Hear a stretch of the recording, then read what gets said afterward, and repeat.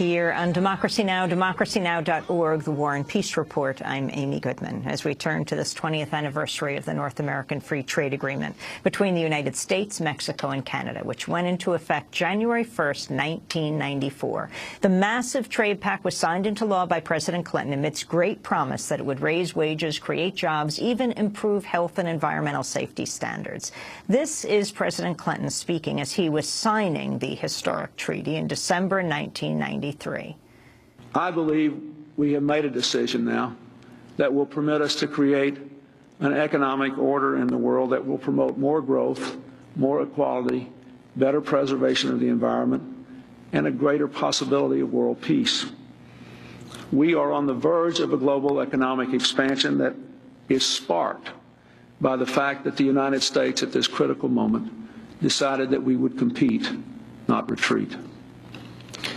In a few moments, I will sign the North American Free Trade Act into law. NAFTA will tear down trade barriers between our three nations. It will create the world's largest trade zone and create 200,000 jobs in this country by 1995 alone. The environmental and labor side agreements negotiated by our administration will make this agreement a force for social progress as well as economic growth.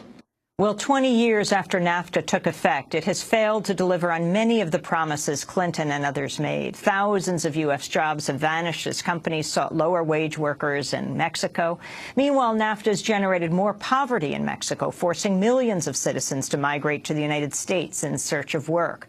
Well, one group that saw much of this coming was the indigenous people in the Mexican state of Chiapas. On the same day NAFTA went into effect on January 1st, 1994, they joined the Zapatista National Liberation Army, or EZLN, in declaring war on the Mexican government, saying that NAFTA meant death to indigenous peoples. They took over 5 major towns in Chiapas with fully armed women and men. The uprising was a shock, even for those who for years worked in the very communities where the rebel army had been secretly organizing. This is Zapatista Comandante Taco explaining the uprising in a clip from the 1999 documentary Zapatista, produced by Big Noise Films. Nosotros, pues, hubo una madrugada del 1 de enero de 1900. It was early in the morning on January 1st, 1994, when we appeared because of conditions and the situation in which we live in these mountains.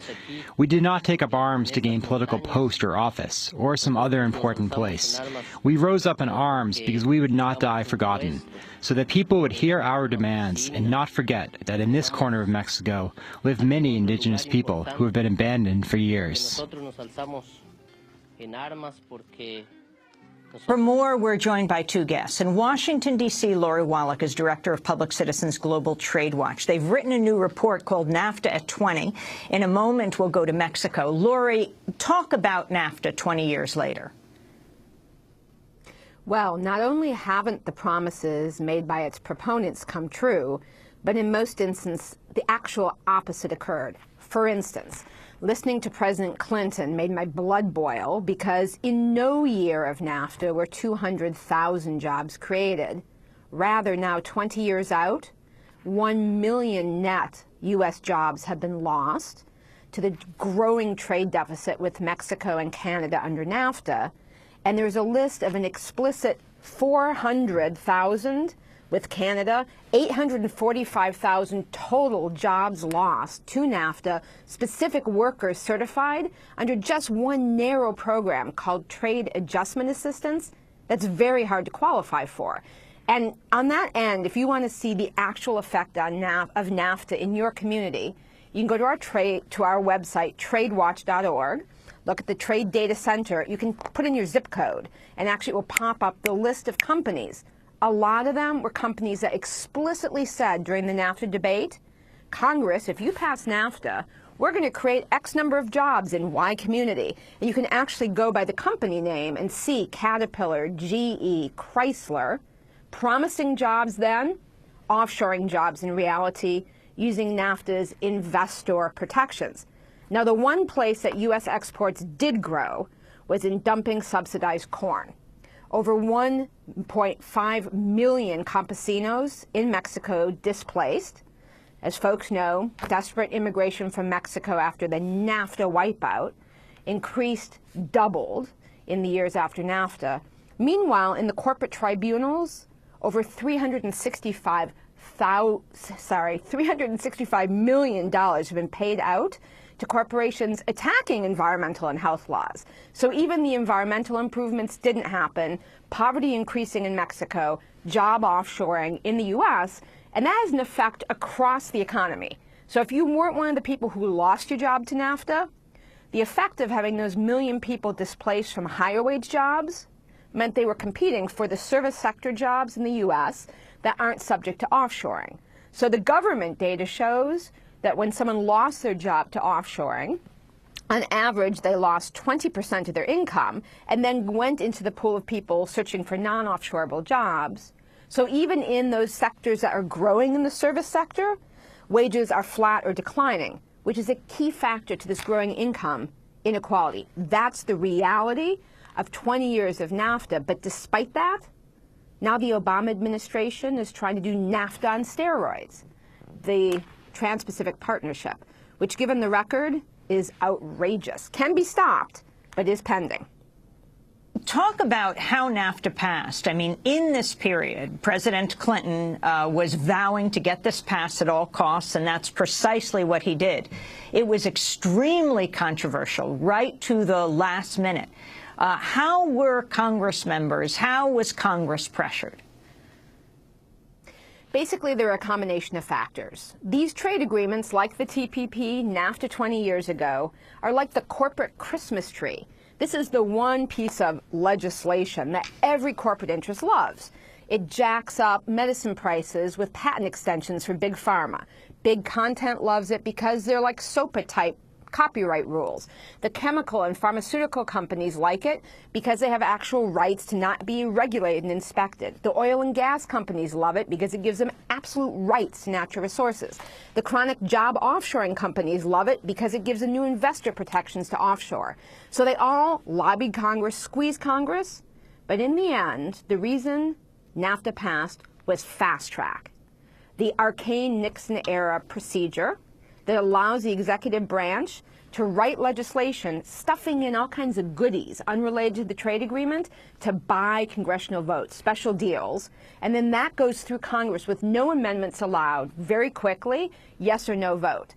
So if you don't like TPP, if you don't like what 20 years of NAFTA's done, the mission now is we have to make sure there is never this fast-track legislative luge run, because it gets a mechanism for something as outrageous as these kind of agreements to basically get railroaded through Congress, even though, as Amy, you said, there was enormous public opposition, which, by the way, the U.S. public's opposition to NAFTA has only gotten larger, stronger, more diverse. Democrats, Republicans, independents, majorities oppose NAFTA. But here we go again with the TPP. Oh, President Obama says he wants to fast-track the TPP. Explain what that means. So under fast track, it's a mechanism that Nixon cooked up in the 70s where Congress delegates away its constitutional authorities. So under fast track, if that were to be passed, Congress basically would give away all of its ability to control the content of a trade agreement and to control what's in a bill that would come to Congress. So if there is fast track, say for TPP, President Obama could sign the agreement before Congress votes, regardless of what the contents are and whether or not it meets what Congress said should be in there. And the U.S. Congress under the Constitution has exclusive authority over trade. Despite that, delegated away, the President would be able to sign it before it was voted on and railroad it through Congress, legislation written by the executive branch, not amendable in congressional committee, packed with who knows what other things that you wouldn't want to have going through Congress, yes or no vote on the floor of the House 60 days after it's submitted, 90 days in the Senate, no amendments allowed, limited debate. It is literally like a legislative luge run. And it delegates away all of the powers for Congress to have checks and balances against the executive branch, using trade negotiations to rewrite wide swaths of U.S. non-trade law. Now here's the thing. It's gotten so unpopular fast track with Democrats and Republicans that in the last 18 years since NAFTA and the World Trade Organization, It's only ever been in effect for 5 years. So Obama, when he was a candidate, said he'd replace it, a more democratic, open way to do trade agreements. So basically, a trade agreement could pass. If it was good, you wouldn't need this extraordinary, obscene procedure. Only bad trade agreements need the fast track. But now he's back asking for Congress to actually give him this extraordinary delegation of its authorities, and frankly, giving away their ability to represent us and our interests. And that's going to be the knockdown, drag-out trade fight that's going to start next week. Legislation to establish fast track will be submitted. Congress has to actively give away this authority. So if this does not sound like a good idea to you, make sure you're a member of the House of Representatives, Democrats and Republicans alike. 151 Democrats, 27 Republicans have already said, basta, no more fast track.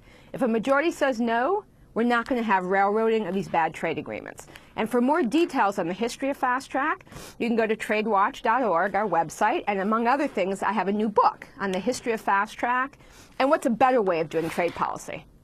We're talking to Lori Wallach of Public Citizen. When we come back from break, we'll also go down to San Cristobal Las Casas in Chiapas, Mexico, to the heart of, well, where the Zapatistas rose up 20 years ago. Stay with us. I'm Amy Goodman. Thanks so much for watching this report from Democracy Now!, your daily, independent, global grassroots news hour. We don't accept advertising or corporate funding, but rather rely on donations from viewers like you. Please make your contribution by visiting democracynow.org today. We need your support today to keep bringing you this hard-hitting, in-depth reporting.